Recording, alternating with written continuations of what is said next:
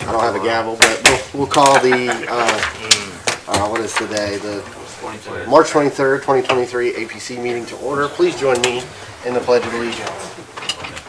I pledge allegiance to the flag of the United States of America and to the republic for which it stands, one nation, under God, indivisible, with liberty and justice for all. Madam Secretary, roll call, please. Darren Price. Here. Bill Free. Brian Durham. Here. Dale Munson. Nope, he's absent. Gary Naylor. Present. Robert Stewart. Here. Brian Robb. Here. Bill Mackey. Here. Darryl Drew. Here. And Bill is absent. Jeff Wessling. Present. And Beverly Rude. We have a quorum. In front of you, you should have the January 26, 2023 meeting minutes and February 23rd, 2023 meeting minutes. Motion to approve. We have a motion. Second. Second. All those in favor signify by saying aye. Aye. Any opposed? Motion passes. On to parking standard discussion. All of you, I sent an email with my thoughts on parking and changes to. I mean, currently our parking standards in the zoning code equate to about 8 pages. 8 pages to determine parking right now in our zoning code, and in some instances it gets very specific, and others it's very general. My favorite is bowling alleys because it's by lanes and number of chairs in the establishment. I want to know who's going and counting those chairs for parking. Seems odd to me. Seems like we can make something more universal. I would also like to see, as part of the review process, when to allow whomever is building to tell us what they need for parking, and through the review process make the determination on if the board thinks it's enough or not. Like, that makes the most sense. I think we should have a baseline standard, and if during that process it's determined that being below that standard makes sense through the review, that yes, sir. I looked over this and I guess I'm with you on the residential parking. I'm not sure 1 space is enough.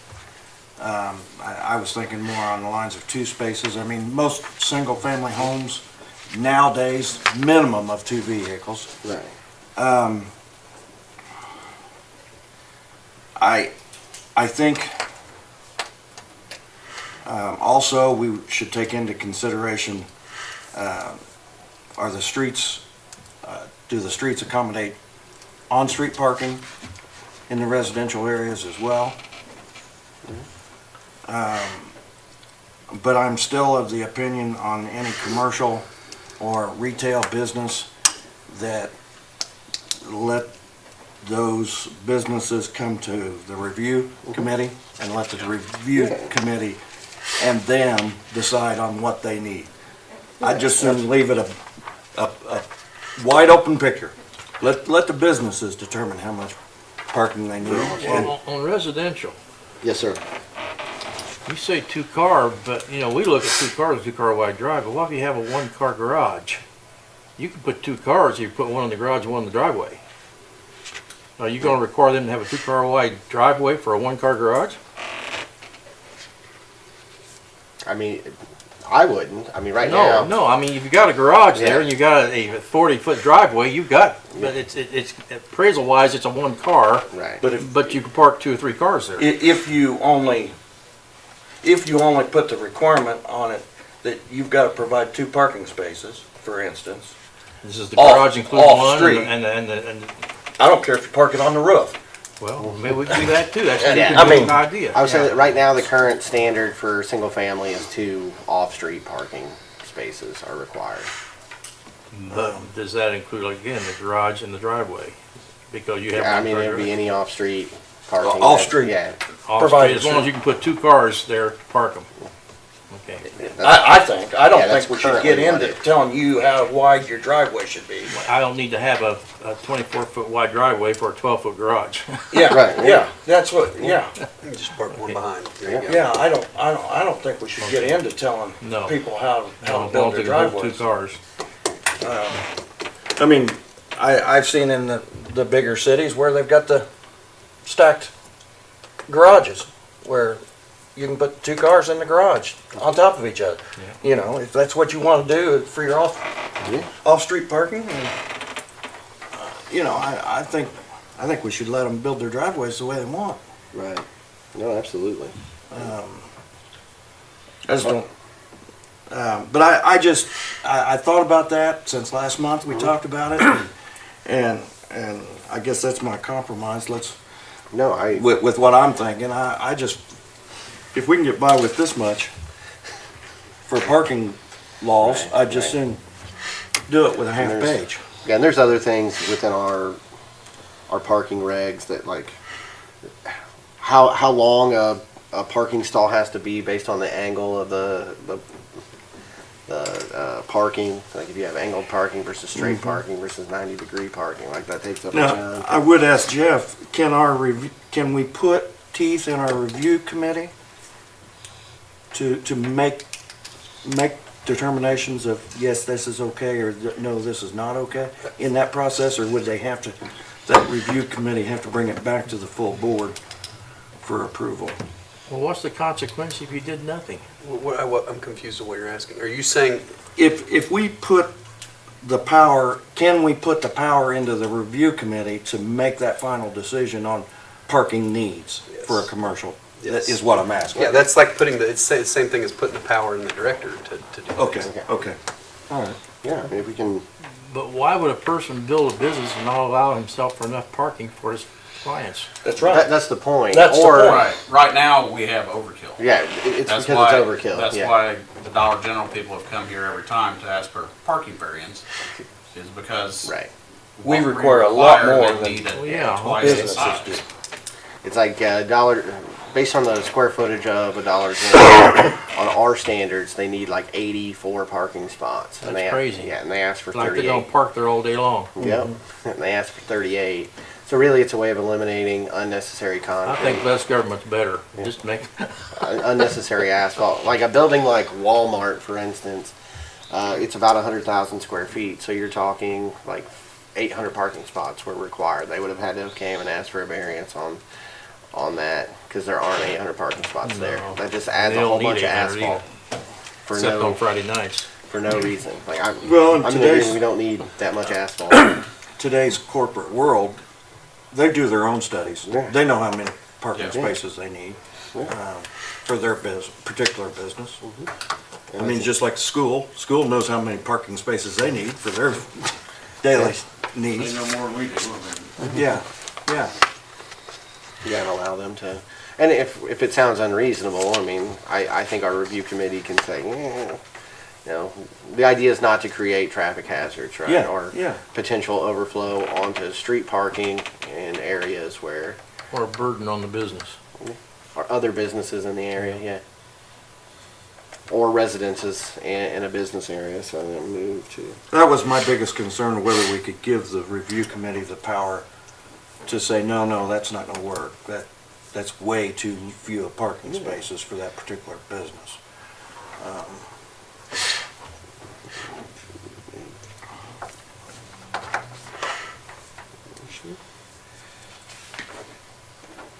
So should this be a recommendation to the director to? Yeah. I don't know. I'm trying to think of phrasing to include this as part of the review process. The technical review committee's responsibility.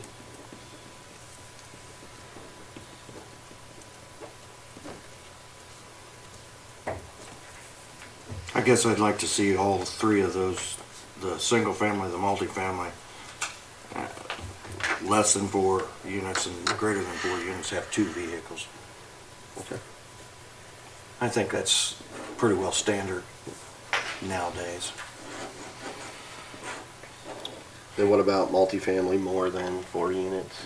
The two, at least Minimum two 2 per, per unit, okay. off-street. 2 per. Now, But there again, I mean, Yeah, this is in a city setting, I'm assuming you're talking about, but Yeah.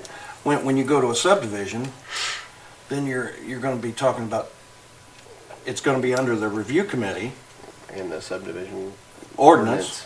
Yeah. So, I mean, they can always, like, if you create your own subdivision, you can always set your own, like, exceed the minimum in your subdivision. You can't go below. but I think somehow we need to write in there if we're developing streets and everything, I mean, if the developer wants to put off or on-street parking accommodations, then maybe we don't require a full 2-car or something of that nature. well, I can tell you right now, the duplexes in this town, this is not all be grandfathered in, because they've got maybe 4-plex with 2 parking places, and you're not gonna make them have to put 4 in, because they can't do it. So Right. it's just for new construction, but Yeah. I'd say at least 1 for each unit. It'd be,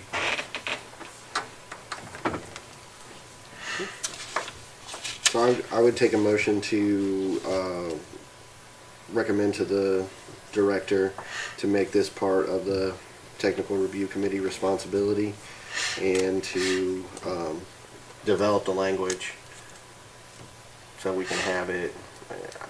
I don't want to put an end date to that, but to have some sort of language at, do we want to say June?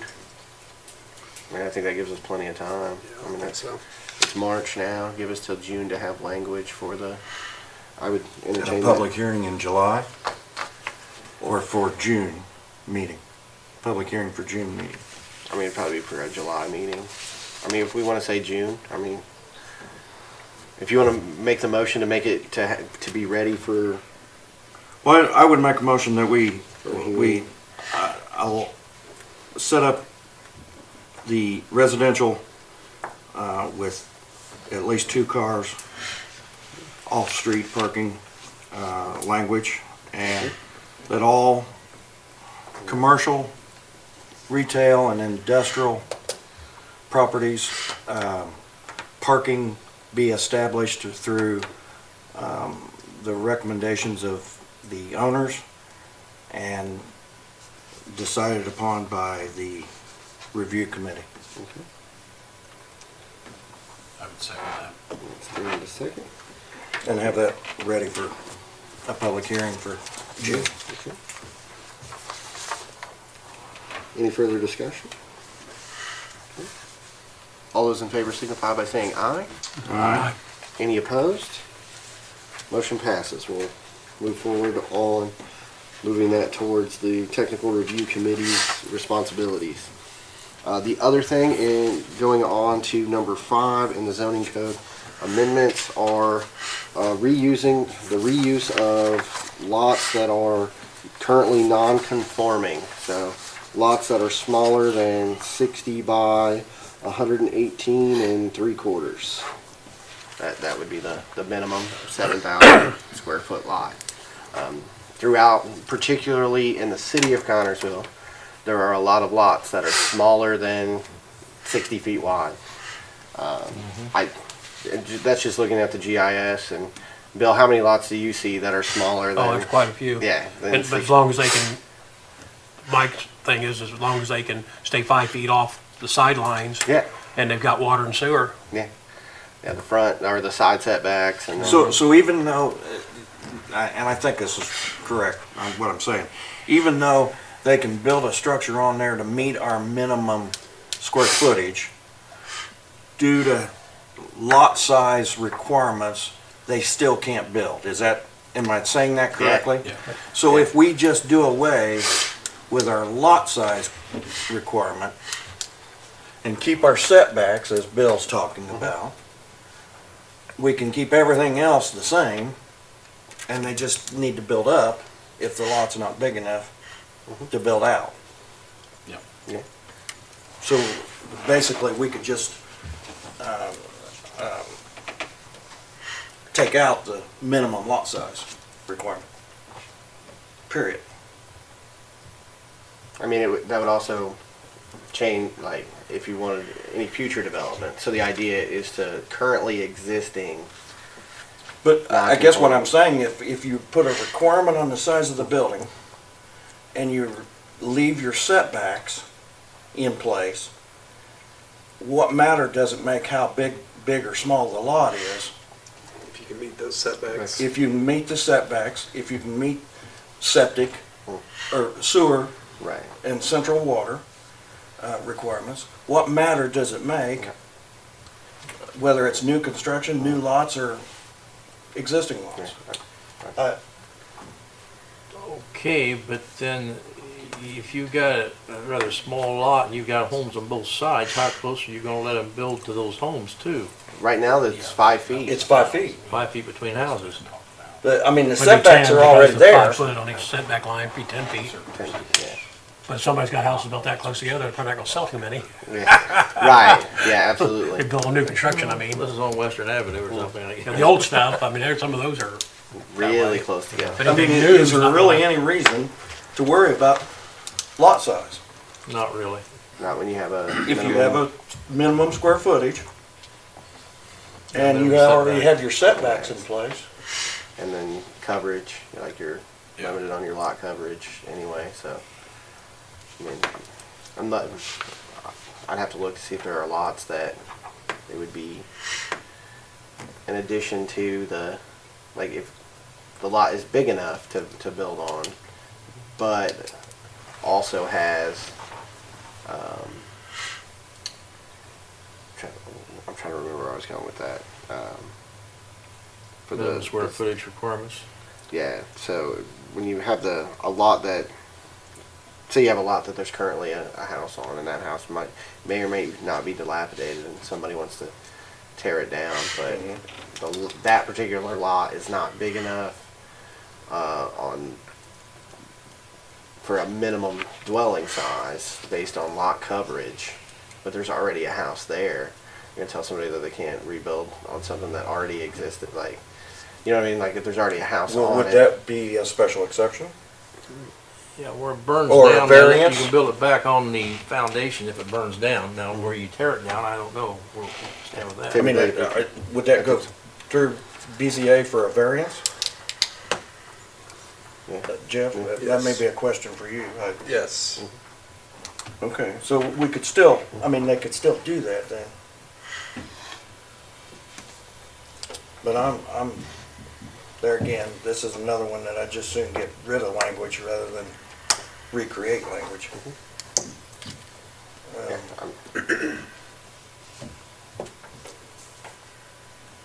Legal standpoint? Well, the only thing I see worry your about is, gears turning. well, the only thing I worry about is we keep talking about structure size, but we've also had discussions about these tiny homes. And we're gonna, I mean, if we're gonna be reducing building size, I mean, it's one thing to have a tiny home, it's another thing to put a tiny home on a tiny lot. You see what I'm saying? Meaning shouldn't be? Well, I'm not, I don't, that's the beauty of my job. Or I I'm don't saying, get to I'm tell you saying, whether- I mean, I'm saying, What I'm saying is, we might, I mean, how do we create We have language if minimum we don't square want footage, though. tiny homes going just anywhere? but they're talking about reducing that minimum square footage, and that would be, you know, if you. What's the minimum now? Do we know? 1,080 for a. And I'm saying 750 to 800 could be very. You could have a 2-bedroom home for older couples or young couples starting out with a 1-car garage. So then what you gotta decide is, do they want that on a tiny lot too? You know what I mean, where you could meet the setbacks. I don't know if we want that or not, I'm just saying If that's they're a, being built, it's consequence. gonna have to be a platted subdivision, and we have to set the rules for the subdivision, we have to prove it. I mean, you're not gonna be doing that on, building new homes on already existing property, it's gonna be a subdivision, but they're gonna be building these homes. And we would set the rules on the subdivision as to setbacks and lot size. Would that be our job or BZA? It would be area planning. Area planning, they had to bring the plans here, okay.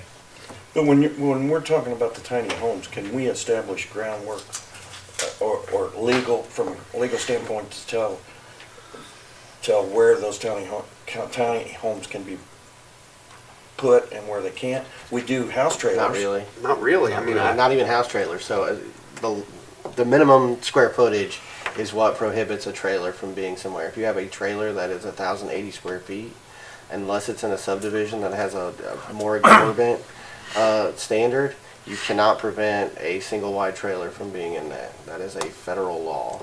You can't prevent it. Okay. So if you have a lot that meets the standards and it's not in a Because I thought subdivision- we were talking about trying to create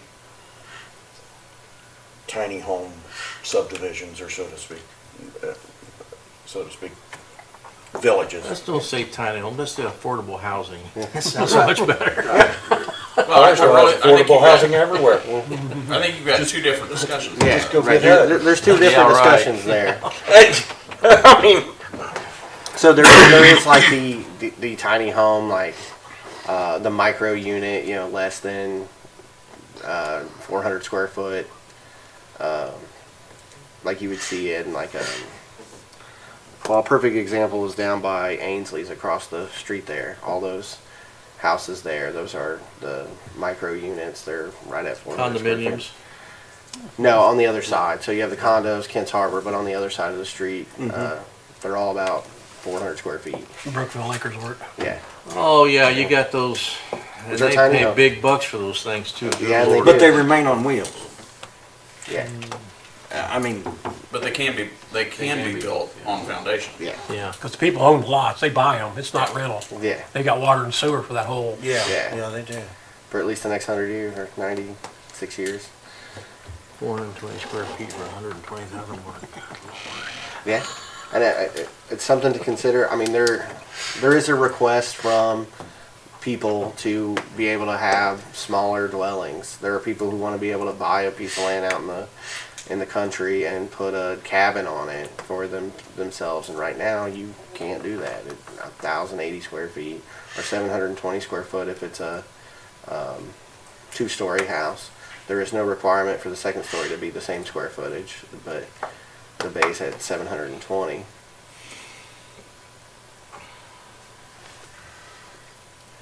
And like, it gets into another discussion on accessory dwelling units. HUD standard for an accessory dwelling unit or an apartment, an attached apartment to a house is like 120 square feet, they say is enough for a total unit. We call it grandma, mother-in-law quarters or whatever. Well, I definitely think that we need to allow for more affordable housing. I think the future is going to lean towards it. I think real estate values are going to get to the point where we're going to have to accept smaller lot sizes for building on. So I guess that's why I was thinking on the terms of why even have a minimum lot size as long as they can meet our Dwelling size. dwelling size and our setbacks.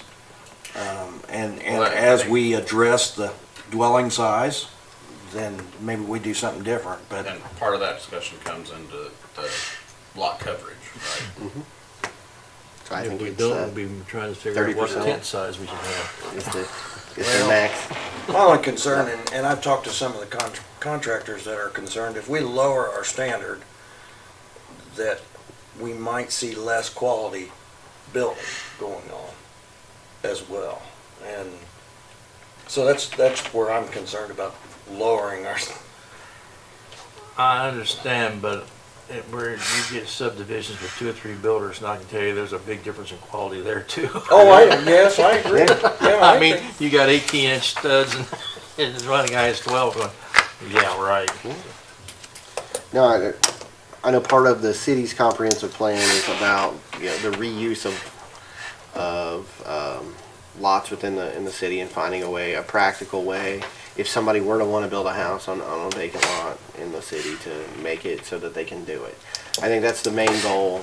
How we get there, Well, whatever. But it's, as long as because right now you can't. Like that's one of the unfortunate things. Right now we say that you can't. I can think of a lot in my neighborhood that it's 41 feet wide by 135 feet deep. And there was a house there when I was a little kid. There was a house that sat there. They tore the house down, and now it's not a buildable lot. And I'm like, that doesn't make any sense at all. Like a house stood here for 100 years, and then it didn't anymore, and now it's not usable. Like that doesn't make any sense to me. Well, then, let's look at it from the neighbor's standpoint, and probably Bill, you being surveyor, would be more involved with this, and maybe Bob is real, in the realty business, and Jeff from a legal standpoint. What are we going to impede, how are we gonna treat the two neighbors differently by doing away with the lot size requirement, minimum lot size requirement? If we keep our same setbacks in play, the neighbors are gonna get the same. Well, I could take you to Reed Street and show you where the lots become vacant, and each neighbor took half the lot. Just divide the lot in half, you take your half, I'll take my half. I'll take care of it. But that doesn't solve all the problems of the I know, vacant but lots. that's I what mean, happens. let's look at it from the neighbor's standpoint. I mean, if we maintain their setbacks, even if that lot met the minimum requirements, they'd still only get 5 foot of setback, right? If somebody was to build a new home. So we're not giving them any less setback by doing away with the minimum. So are we impeding on the neighbors by doing that? Depend upon the neighbor. I'm sorry? It's gonna depend upon the neighbor. Well, in their own opinion. Yeah. But that's what Yeah. you're gonna have in Yeah. store. And I think we have things in place that if there's a grievance, it can be taken care of. I mean, there's probably so many of those places, they go up and complain because the weeds are growing up in them, Right. and they don't want Be to take care of it, but yet they don't have somebody building there either, so Yeah. they want their cake and they want to eat it too, some of them, but I don't see where we're damaging the neighbors by just doing away with the minimum lot size. Because they still have to build a particular home there if they're gonna build To meet the, to meet our minimum standards of Yeah. a home. I mean, like I said, my only worry is if you allow tiny homes and the dwelling size changes, and you don't have a lot size, like now you're having any lot in town that can have a 400 square foot house on it, if that lot existed. That's what, Why do you think you have homes built not facing the street but sideways to it? So they get the depth of the lot instead of the width. So, we could be having that in there. Once we okay tiny homes, yeah. regardless Yeah, if of you the make lot it- yeah, size, if you we make the could, lots, we could all, or you make the dwelling size less than. I mean, so I think that's gonna be something we're gonna have to address if we open that up. Where are these homes gonna go? Can they and can they not go? You know, I agree, I don't think they should be able to go just anywhere. The same as a single family or a single wide house trailer, I don't think should be able to go just anywhere. But I don't know if we can put those kind of We can get creative with restrictions. restrictions on it, but Well, our trailer parks, haven't they come in here for approval to have a trailer park? Yes. Yeah. So we get that Special taken care of exception. here. If they're wanting to put a It's park required. in for manufactured homes. and that's fine. For I don't mobile have a home problem park, with that. yeah, I but think for they an ought to be- individual dwelling, And just like tiny homes, I think if we're gonna allow tiny homes, they ought to be in a park. Yeah. But A if you- subdivision. If you're just talking city, because you get it out in the rural areas for this, then you've got to look at septic tanks and wells too, and that's going to be a problem. So you got to have at least an on that, don't we? Right. The only thing with lot size, and this is where I keep going back to, if we change house size and somebody owns a double lot, you know, maybe they own a corner of the block or something. What stops them then from surveying off 2/3 of that and having 2 other lots there and putting 2 tiny homes on it? And I don't know. I agree with you that I love the idea of tiny homes. I think they need to be in a community. Yes, I do. I don't think they need to try to be force-fed into areas of the city. Again, I'm not paid to care about my feelings, so that's irrelevant, but I want to make sure you guys think about that consequence. Because you're right, most of the lots we think of won't be, but if we don't worry about lot size, then there's nothing stopping them from surveying off their side yard that's at, kind of a double lot or something like that. Especially a place to put their grandson or something. Well, that's what I'm saying, I mean, and I don't know that that's the look we want to have. And I that's where I'm coming from, that's where I'm going as If- far as if- restrictions, if we could. Right. If you just took existing lots, then we probably don't have the scare. But my fear is surveyed off lots, because there's no stopping them. But as long as we keep our minimum where it's at. Yeah, if we have a minimum lot size. No, Or minimum dwelling. structure Dwelling size. Yes, Yeah, but I dwelling don't think that's the future though. I think we will move from that. I think everybody in the whole country is moving from that. Is it moving dwelling size Down.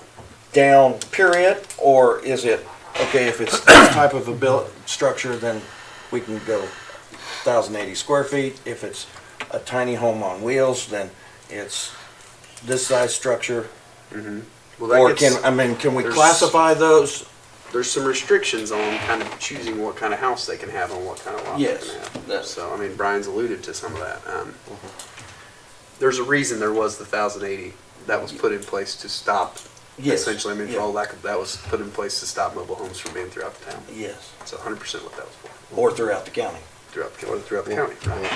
I mean, that's one reason that it was created. Okay, you have a home burned down on Virginia Avenue. You could put a modular manufactured home there, but you shouldn't be able to put a trailer in there, I wouldn't think. I mean, would that You keep can't put a from trailer doing it? because you can't get. I don't think they even have a trailer that's 1,080. 80 square feet. I'd say if Yeah. it's 1,080 square feet, it could go there right now. A Right. they trailer, don't you can move a have- trailer into an existing, If it's 1,080 square feet, you most certainly can. well, you can buy them. Unless you got a subdivision that says you can't, I mean, Right, where it has to exceed that square footage in a subdivision. But really for current non-conforming lots, There's a 40 by 70. Or, no, 40 by 70, yeah. But a 14 by 70, I think is what the biggest single wide is. how many square It's feet? 980. Yeah, 980. That's why the 1,080. Yeah. You can't buy a single wide that's 1,080 square feet without building onto it. If we were to drop the size of 750, then you They couldn't could. keep them from putting one You of those on could. there? Unless you put, We'd have to get creative in language. We'd have to figure. I think there's a way we can do it. Because most people living in decent areas it's not that these aren't decent, but they just don't want a trailer next to their home. It's just, Well, there was a big argument when the manufactured homes started going in. and now they're just accepted, Yeah, they're finally been accepted. especially modulars. They're treated as regular homes. Yeah. But I can remember the day that there was a big argument. Oh, over it. absolutely. They didn't want those in their neighborhood. Mm-mm. Because Well, they were there's just a a big- glorified trailer. There was a big ruckus out there on 400 North when subdivision had ranch homes and they stuck in a couple manufactured. Mm-hmm. Boy, they got upset about it. now what would everyone's opinion be on current non-conforming lots? Just an administrative rule that would allow you to build so long as you could meet the minimum 1,080 square foot requirement. Like the lot is non-conforming, if it's a vacant lot, you can build so long as you can build a dwelling of any type that is 1,080 square feet or 720 square feet if it's 2 stories, and meet all the current setbacks, all the other requirements right now. Like, do we agree that you should be allowed to do that on current lots regardless of the size, so long as you meet all the other requirements? Absolutely. Without changing our lot size as it is now, the 60 by 118 3/4. That's something we can look at later. But as long as you meet all the other requirements, okay, you should be allowed. Jeff, could we then say all existing lots below the 7,000 are exempt from this, and still leave our 7,000 in for, There are several things Rezones or in the zoning code that say, that give basically a drop dead date of sometime in 1993. Constantly it refers to this date in 1993, like all non-conforming lots prior to the adoption of this, whatever date it was in 1993, like. And because the only reason you want that is to stop the tiny home thing, right? yeah, for right now, until we Right. get better But language. we have language that says, you know, trailer park facilities, there's an area of the town or the county that, Yeah. in which you can put those type of homes there.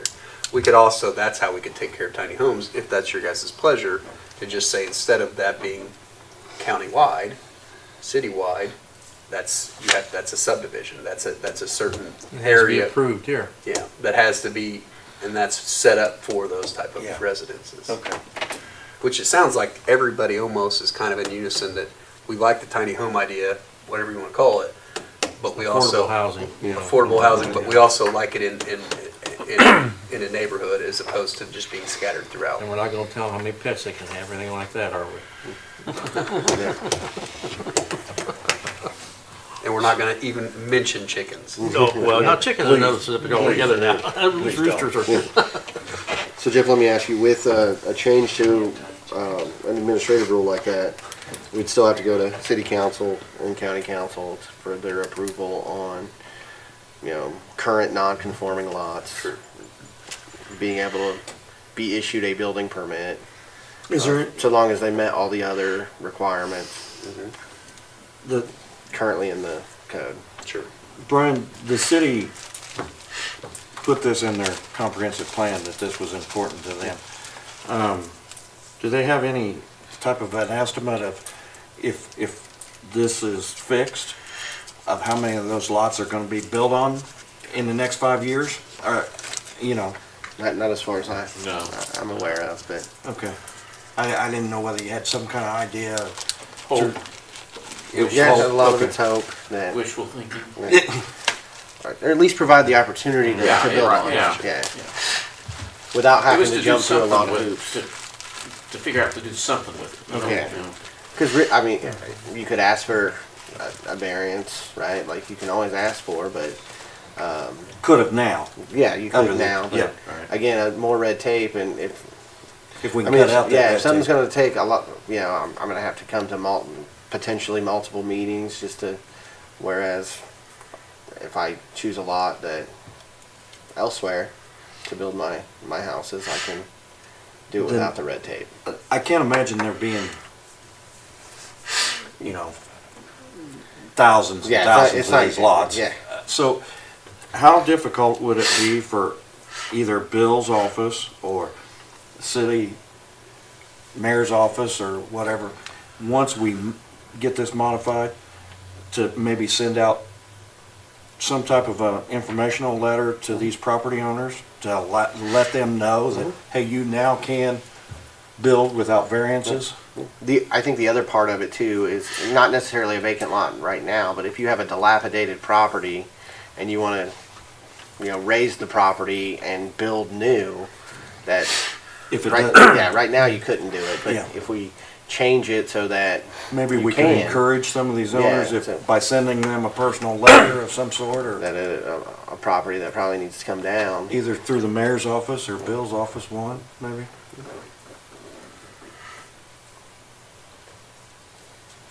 Because I don't know how many property owners sit there and watch the APC meeting on TV. Most of them don't even live here, so. Yeah, and true, yeah, true. Mhm.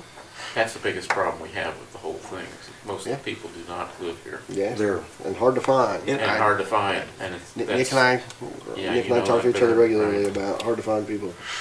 but but it's designed that way. the taxes, the tax statements are going somewhere. Yeah. Yeah, but it's a, So if a letter could go to the same address, you know, yeah.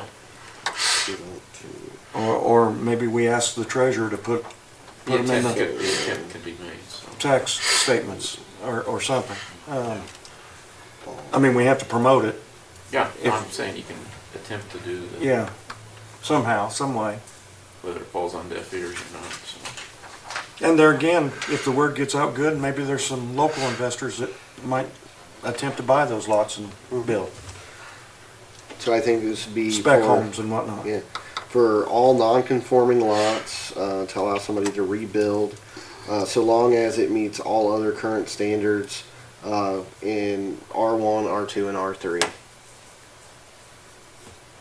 Cause there are differences, like, once you get into, residential suburban, there's different standards for residential suburban, there's different standards for ag. there's, Meaning setbacks and minimum building requirements.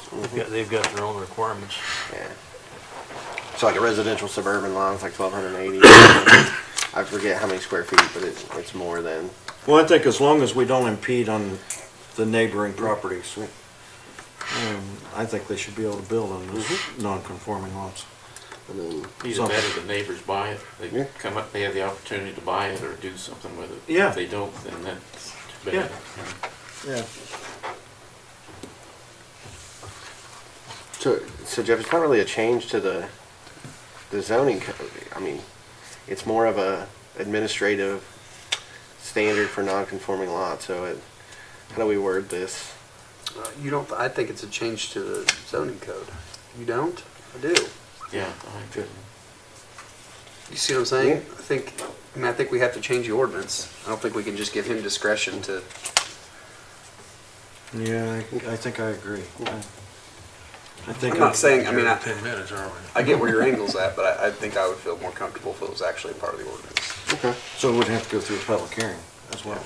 Yeah. Can we have that for June as well? I mean, yeah, I think you put it as part of, Yeah. Or if not before? I mean, that seems awful simple. Maybe we could get that For May. maybe for May. May 2022. Okay. I would entertain that motion for, to allow non-conforming lots, to be rebuilt on, so long as it met all the other requirements currently in the code in R1, R2, R3. So moved. second. Okay. We have a motion and a second. Any further discussion? Seeing none, all those in favor signify by saying aye. Aye. Any opposed? Motion passes. Okay. I don't have a director's report from Bill. Let's wait till next month for that. And we should have a VZA meeting next month. So there is we received a special exception application 2 weeks ago on Tuesday for a north end development. So In the new development? Good. I don't know when you'll have that finished. Looks like Dunkin' Donuts is coming along. Finally. Looks like the new dollar store's coming along. Okay. Nothing else? I would entertain a motion to adjourn. So moved. All right. All those in favor signify by saying aye. Yeah. Any opposed? Motion passes. See you all next.